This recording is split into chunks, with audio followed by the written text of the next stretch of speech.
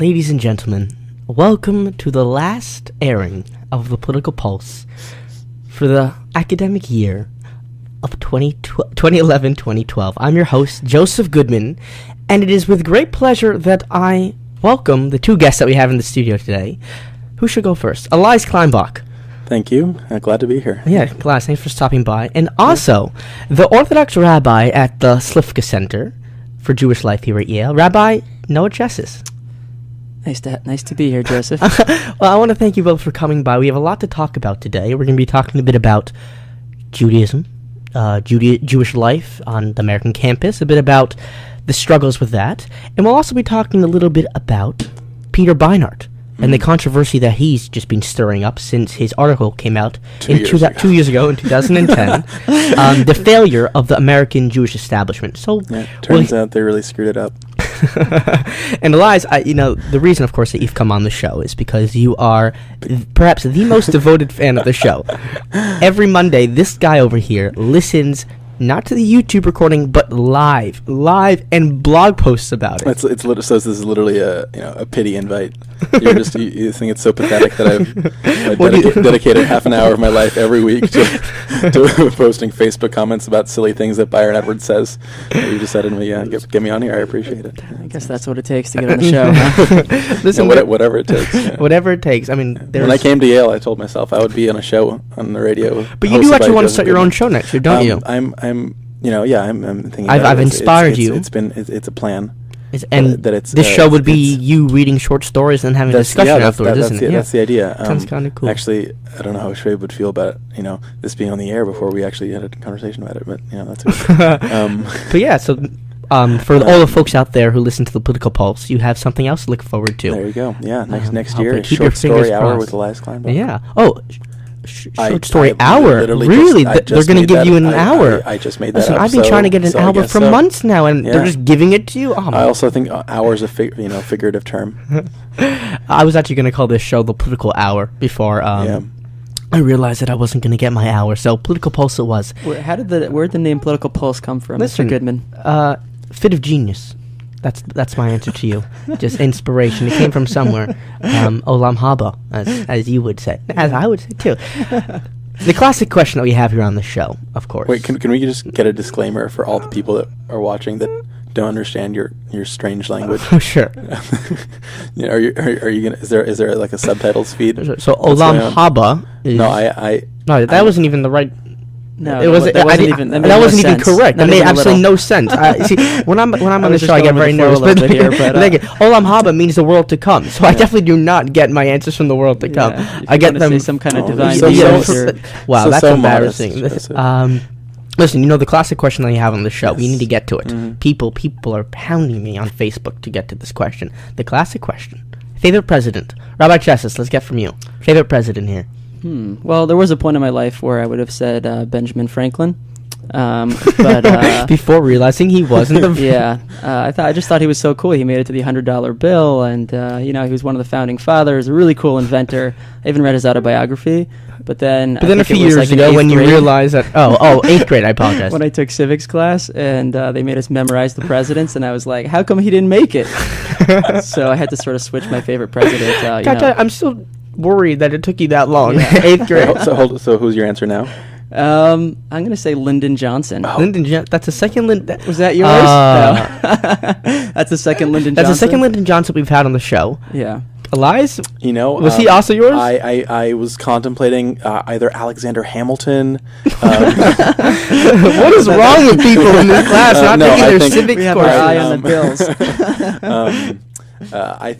I think now that Rabbi Cheses has gone with LBJ, I think I'm going to have to say Woodrow Wilson for inspiring a generation of generations upon generations of sort of hopeless idealists. Which I'm quite serious, about saying that. I think that for all the sort of the downfall, for all the pitfalls of the progressive age, it definitely sort of set in motion things that I think have made our world much better. Well, two solid good answers, and I want to play for you now a clip actually from The Daily Show with Jon Stewart. John Oliver, who is a contributor there, he's on the staff there, was doing this great bit, a little feature piece when he was interviewing Herman Cain. And it's funny because I was watching this, and look at the question that John Oliver, asks Herman Cain, and you'll notice that it's a very eerie resemblance to the question that I've just posed to you guys. Shocking. Besides Herman Cain, who is your favorite fictional president? Favorite fictional president? Of the movies, of television.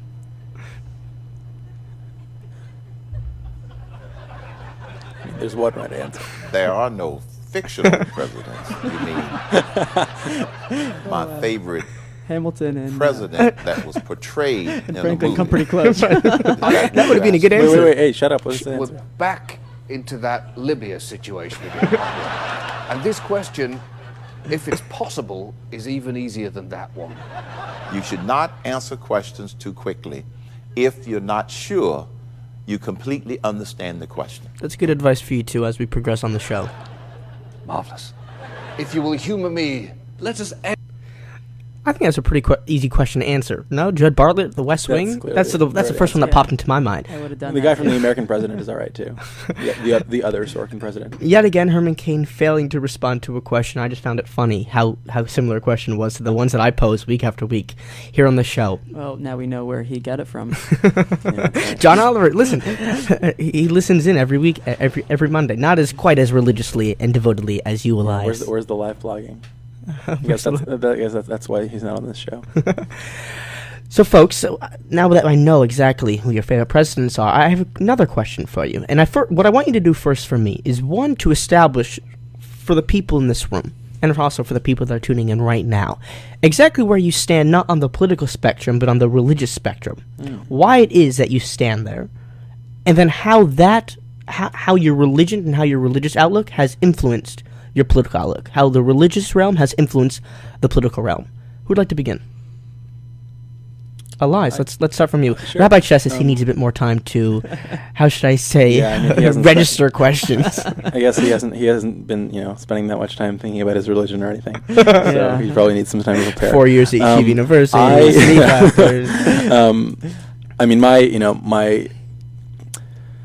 I come from a sort of secular Jewish family. Parents immigrated from the Soviet Union? From the Soviet Union, that's right. How did you know? Wikipedia page. Yeah. One day, yeah. And we would occasionally light candles for Hanukkah, and I would go to Sunday school. And then at some point, the question of sort of bar mitzvah came up, and I was really enthusiastic about the whole process, except for can we do it without the whole God thing? Is that okay? Do we not believe in God a lot? No, well, I know I'm telling a story. I'm saying at age 13, I was pretty into not really being a particularly faithful Jew, and it was sort of difficult to keep strongly to the faith when sort of what you were. The kind of Judaism that I was presented with was very much one that was sort of swimming in the kind of experience of being an immigrant from the Soviet Union, where religion was itself not very popular, and I think my parents tried very hard to sort of present themselves as being religious people, or at least as being sort of people that somehow identified culturally with Judaism in an attempt to sort of give me a cultural education, but at some point we sort of both stopped trying, and there was a long period in my life when I sort of devolved into I almost want to say rabid atheism. I was sort of when someone told me that they believed in God, I kind of this is a phrase I use often, I guess. Sort of a light bulb would kind of pop up in my head that would say, "Oh, this person is sort of crazy." Believes in this kind of. You also flirted a little with Marxism, didn't you? Not at that time. Not that. Okay. But just from the conversations I've had outside of the studio, right? I do know that was a hobby. But that wasn't in high school just yet. But yeah, I guess it was a sort of a combination of a couple of trips that I took, and sort of a couple of good conversations that I had, and eventually just coming to Yale and meeting sort of people that were able to talk about their religions intelligently and were people unlike Rabbi Cheses. Oh, thank you, Joseph. Joke. Appreciate that. I apologize. Anticlimactic joke. I guess I sort of. For me, it was tied with a sort of literary awakening as well. I sort of started to become more receptive to kind of questions that did not have clear and easy answers, and I was sort of less attracted to sort of snapping my fingers and saying this is what I think about that. And I was sort of more okay with kind of the unstable and the chaotic and the unclear, and so the large question mark hanging in the air. And yeah, in a way, that's how I look at religion, spirituality right now, is sort of questions that are sort of important to ask for everyone. So if I could just be a rabbi for a second, Elias, just wanted to know if you wanted to go out for lunch next week to talk about some of those questions. Yeah, that'd be okay. So I'm always happy to. Yeah, sure. Okay, cool. All right. At least you've accomplished something, Rabbi Cheses. So coming in with a live bait. Yeah. We've ambushed you, actually. That was a plan all along. You need to set Elias and Rabbi Cheses up. Rabbi Cheses, the question for you. My story, very briefly. I grew up in Boston. Very proud of that. Hi, me too. Where in Boston? I currently live in Belmont. Sure, say this for the date. Okay. But if you know, in Brookline, the B'nai Moshes. Yeah. Okay. So we'll do some Jewish geography later. Great. But that's about the I extent of my knowledge. grew up a big Red Sox fan. My family is, both my parents became religious in college, sort of toying with some of those big, enduring human questions, as the Tikva Fund would put it, right, Elias? So I grew up in a religious home, and took my religion pretty seriously. Wanted to really read up and take ownership over it, make my own decisions. And I asked my parents if I could study in Israel after I graduated high school, so I did that, and I got really hooked on the religion thing. So I went deeper and delved in, and also went a lot broader, reading a lot of philosophy, a lot of Bible, a lot of Jewish law, and decided that I wanted to take... Secular, non-Jewish philosophy? Both. I sort of see them as... Which non-Jewish philosopher do you think had the greatest impact on the way that you think? Oh, it's a big question, but just as a little side note, I'm curious. It's a great question. Kant? Yeah, potentially Kant. I would say Hegel, actually. Ooh. Yeah, I would say his theory of history really had a very strong impact on me when I read it in 11th grade. And I've really thought... You read Hegel in 11th grade? Yeah, for my European history class, actually. Wow. That's good. So his way of theorizing history really stuck with me and shaped the way I think about chronology and how ideas interact. So he might have been the most influential philosopher. But anyways, so I decided that I wanted to take some responsibility for Judaism and for my people, and so I studied to be a rabbi. Had a really good time doing that at Yeshiva University. And, the other YU. Yeah, the other YU. We like to joke. Exactly. And so, I mean, did you enter into Yeshiva University with that intention? Of what? Of being a rabbi. No. I sort of slowly came around to... Finance didn't work out. Exactly. But you asked Mr. Goodman about how my religious views inform my politics. Yeah. And, sorry for not answering that, by the way. That's all good. And that's sort of a question I think that's been put a lot to Mr. Romney recently, who's also a devout Mormon. And his answer, I think, is a good one, which is that the values that he was brought up with inform everything he does as a human being, but his specific doctrines and dogmas, do not necessarily give him specific positions, whether it's on abortion, death penalty, stuff like that. So even though I think he has taken a pretty... So Romney's positions on the death penalty is not influenced by his religion? Is that what he's saying? No, I don't think that's what he would say. It's impossible to sort of totally separate a person's values from... but to say that you would adopt the religion, the official stance of a religion on abortion, death penalty, gay marriage, etc., that's where I was going at. And so you see eye to eye with Romney on this? Certainly not. I don't know his positions that well, to be frank here. But were you going to say something? Well, it seems like what you're sort of pointing to is when Romney answers that question, he kind of makes a distinction between the positions of the Mormon Church and his sort of own values as a Mormon, and it's important to understand that even if you belong to a church, or even if you belong to sort of a somehow higher or more structured religious institution, that there's still an aspect of sort of personal religiosity that is not dictated by the doctrines of that institution. Right. Yeah, I think one example he's brought to the forefront is that he does a lot of tithing. A man who's been that successful in business looks to the Bible and is charged with the notion of giving from his bountiful bank account to to the poor, and he's definitely given it to to the Latter-day Saints Church. But I think that modeling that value, I think, is a really wonderful thing for a president to be doing. And I don't think that's taking religion in the wrong direction, but actually using it for a really beautiful outcome. Yeah, I mean, there are certainly worse ways that politicians have thought of to use and abuse religion. Yeah. in sort of an art. But like discourse. Santorum, for example, Rabbi Cheses. I mean, this is a man who preaches family values. A return to the kind of sustainable values, right? Less circumstantial.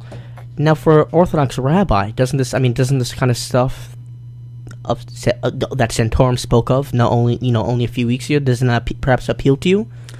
I mean, because Jews are Democrats, they're liberals. I remember reading this great article how That is so not true. well, a majority, 80% of Jewish Americans voted for Barack Obama. Yeah, but I mean, most of the country voted for Barack Obama, but Yeah. I mean, Barack Obama father-in-law- barely had more than 50% of the vote. So when you're talking about 80% I'm of just saying, let's not use electoral politics in this kind of crazy year to okay. Sure. What I'm just trying to get out here is that when you have 80% of when you have 80% of American Jews voting for a Democratic candidate, and many people, I remember reading this great article how a Jewish Republican was someone who thought outside of the locks. The lock. I thought that was quite catchy. But does Santorum not appeal to some of the values that you uphold as an Orthodox rabbi? Certainly, but I wouldn't impose those values in the same way that he I does. see. Okay, so that's a distinction. I still hold Okay. strongly to traditional family values, but I don't believe that I have the right to indoctrinate and hold other people accountable, for my I see. views. So that's a distinction. Yeah, and I think he went over the line in some of the instances that he took on gay rights and things like that. He really crossed the line, in my view. But to what extent does that have to do with? Is there any extent to which that has to do with your own kind of national self-identification? Like if Santorum sort of feels strongly that he has a faith, and it defines pretty much everything about him, and also he has he is an American and he wants his America to sort of conform to whatever to what he thinks is the good life.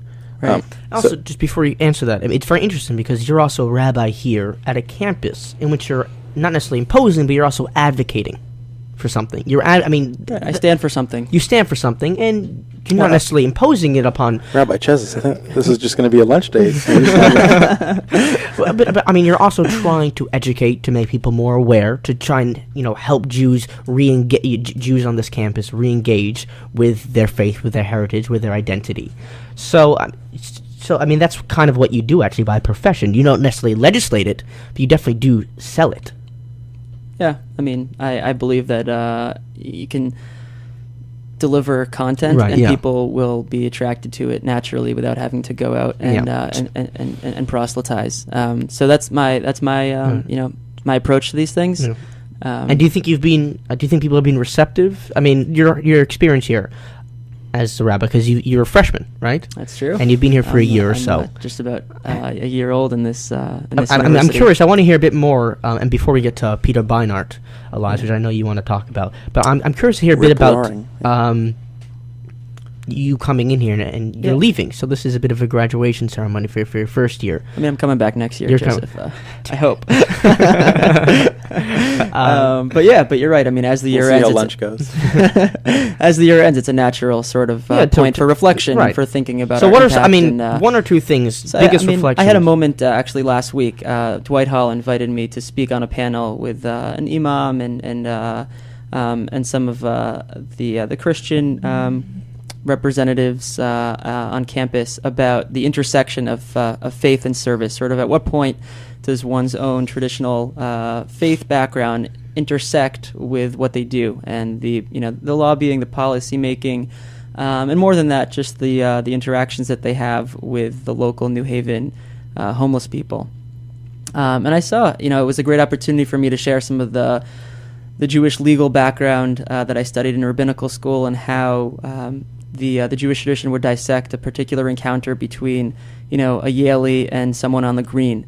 And I sort of being educated within that framework, I think there's a lot of ethical import that I can bring to bear. And so it's sort of a nice opportunity for me to speak a little bit outside the Slivka Center, which is usually where I live, literally, spending about 15 hours a day, which is, if my wife is listening out there, probably too much. But it was sort of a nice opportunity, sort of just a snapshot for me in terms of thinking that I have something to say beyond just, the Jewish folk here on campus. And I got a few thank you notes afterwards, which really resonated with me about just being able to share some enlightened reflections on faith and service for the Yaelis. So that was a nice just moment for me to think about what I've done here, and sort of a good feeling inside. I liked it a lot. Yeah, it's great. Yeah. It's crazy how fast time flies, doesn't it? So we have barely 10 minutes left. Oh my God! Yeah, wow. I know, it really goes really quickly. This is ridiculous. They should give you the political hour. We're going back to the political hour. And Rabbi Cheses, it's something I failed to mention at the beginning of the show, but you're actually the first non-student. Oh, I should say that. So what a privilege! Do I get a badge? I'm sure Elias, you'll make one for. But okay, you don't want. Yeah.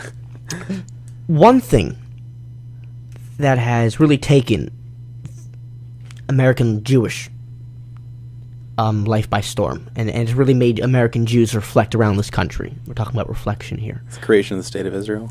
Was Peter Beinart, and we mentioned at the beginning of the show, and his thoughts on the state of Israel, and his thoughts on what he says he calls the failure of the American Jewish establishment. Bad joke. What's that? It was a bad joke. Never mind. I missed it. I'm sorry.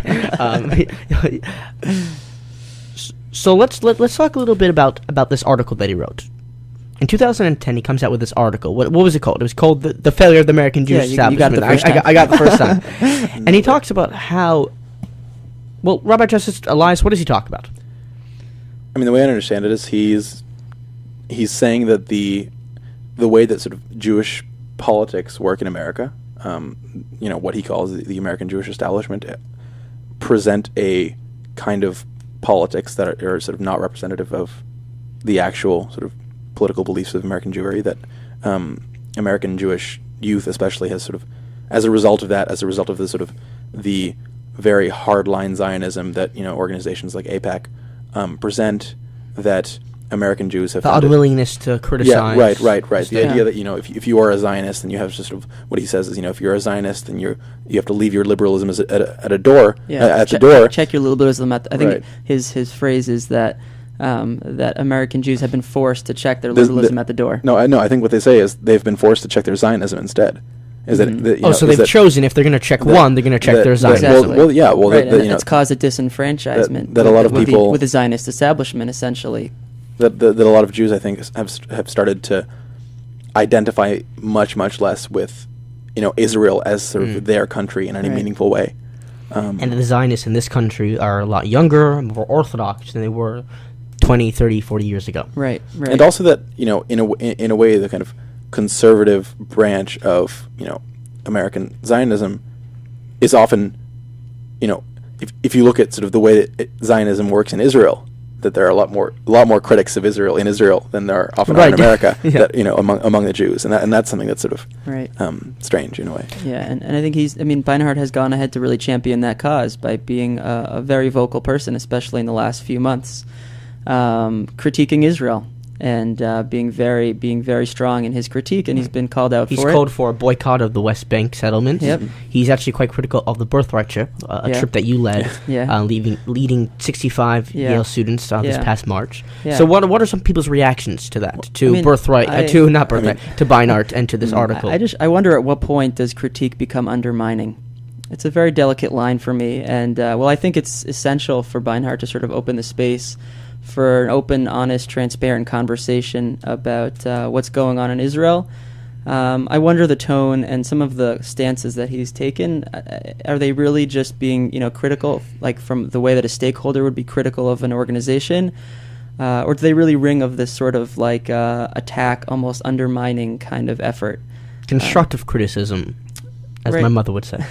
She gave me a lot of constructive criticism growing up. Yeah. Well, I am actually sort of confused about the distinction. If you think that someone is doing something wrong, perhaps doing something immoral, if you think that remaining in silence is against your moral conscience, Right, but I think holding Israel accountable, to higher standards, I think is an essential thing for the American Jewish establishment to do.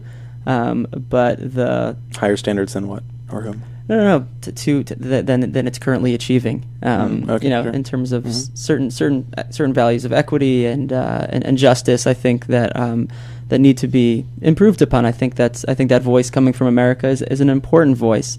But sometimes I read his stuff and I feel like it's a little bit too strong. So where did he cross the line, do you think? Did he cross the line when he called for boycotts of the West Bank? Was that crossing the line?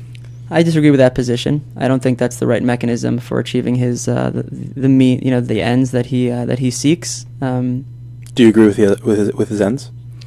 How would you articulate his ends? I mean that's probably a good question. He probably knows that better than I do. But yeah. in terms of ending the occupation, ending the occupation, is that something that you think should happen? I mean, I wouldn't necessarily call it an occupation. I think the language is important here. But I agree. that's why I would. But I do think that more land does need to be given up. But which land and how much, I think, is really the $1 million question. And the kids, I'm curious. And Elias, did you go on Birthright at all? No, I've been to Israel a couple of times, but never on the Birthright trip. Right. But the kids on the Birthright trip, for example, they're coming back. Let's try and think about their attitudes within the Peter Beinart context. Where did you see, before and after? Was there a shift in attitudes, for them? Because this is very, anecdotal. Sort of. And I didn't really do any study, any polling before and after the trip. Documentary. I mean, the main thing that Birthright does is it makes people care. I think that Beinart's main critique is that American Jews just don't care. They haven't been brought into the Jewish narrative enough to really think and give any kind of attention or emotional Birthright energy. Been successful, you think? So I would say 100%. 100%. Yeah, I mean, meaning that it's furthered people's care of Israel, does some of that dissipate when we get back to campus? Of course it does. But they they experienced some crucible moments in their Jewish journeys when they were in Israel.